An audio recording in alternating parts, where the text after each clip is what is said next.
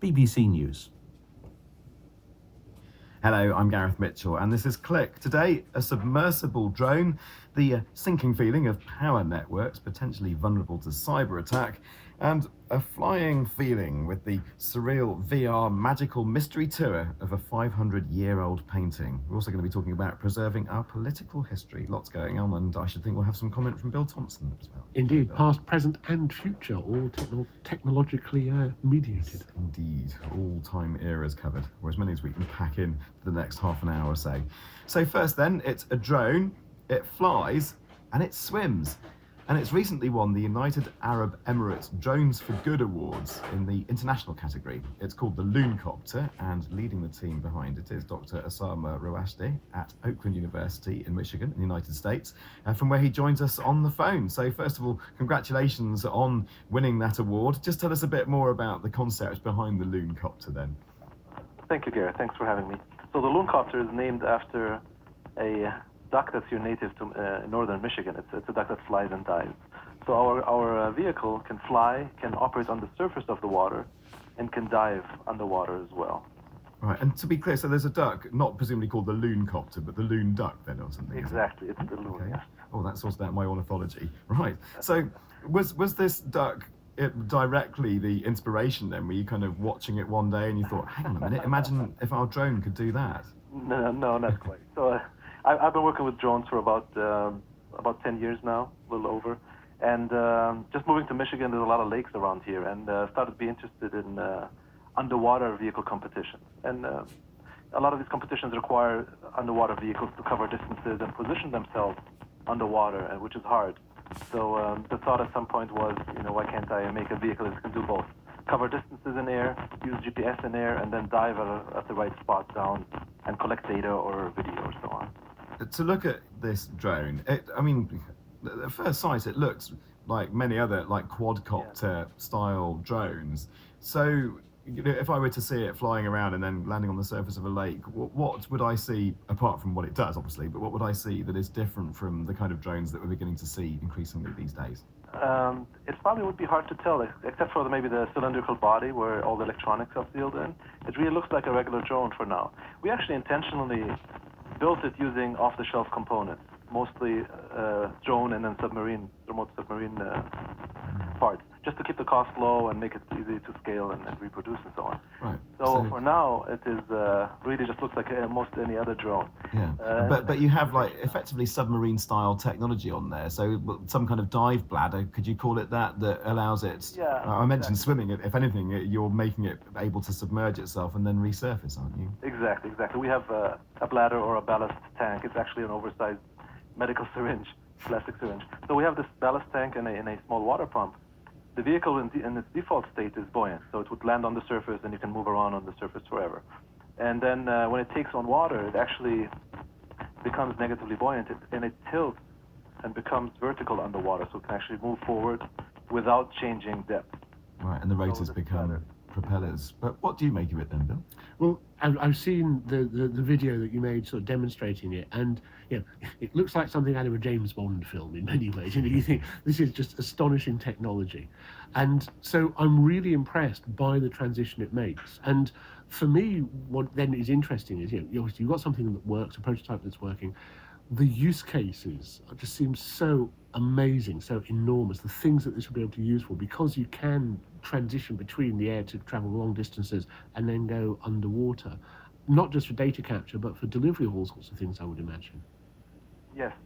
We basically are getting now, our initial thoughts for the competition was the oil spills, get a bird's eye view and then dive deeper to see where the source is or how deep the pollution is. But we started to get ideas. As a sheriff from Kansas emailed us about how a vehicle like this would be so much more helpful to get an initial look underwater for search and rescue type operations, because diver teams take a while to come and they are expensive, and it's a lot of manual labor to get diver teams right away. And then I'm getting some more interesting futuristic ideas from people. They make these shark deterrents, for example, these acoustic shark deterrents. You could have a vehicle like the Loon Copter patrol the shore, and then if sharks come close, you could dive underwater and keep sharks away from the shore. So Bill mentioned James Bond. We've gone to Jaws. Yeah, we'll move through all the films. But I could also see it being useful for dive crews to deliver materials to them. So yeah, if you've got some, who sort of basically getting equipment to people, whatever it may be. Probably too. Yeah, I haven't thought about that. There you go. Lots of suggestions.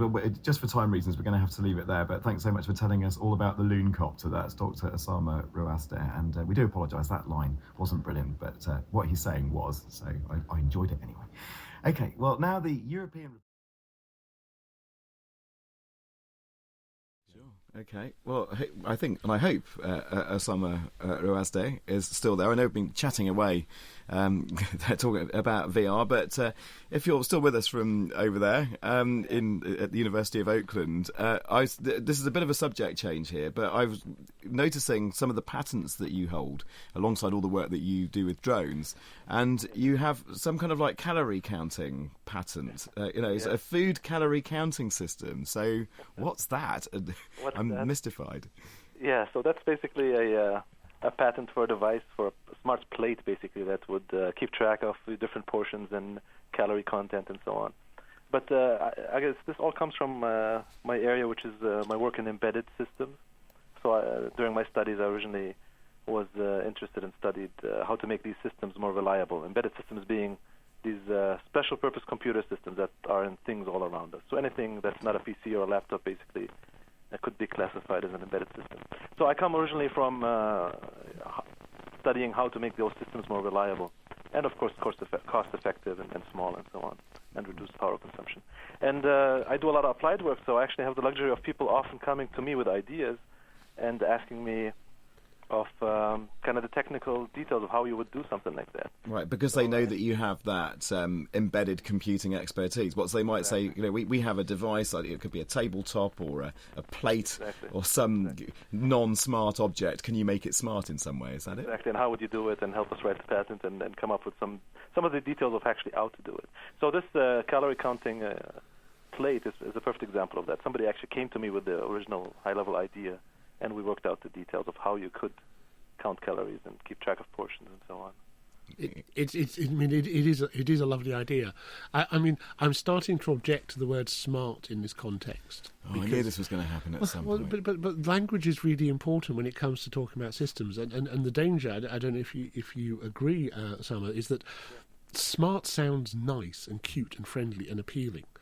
And a lot of the stuff people are talking about now is the Internet of Things that can kill you, about smart systems that aren't particularly smart when it comes to user privacy or security settings and things like that. Embedded systems that are locked, that cannot be updated and have insecure firmware.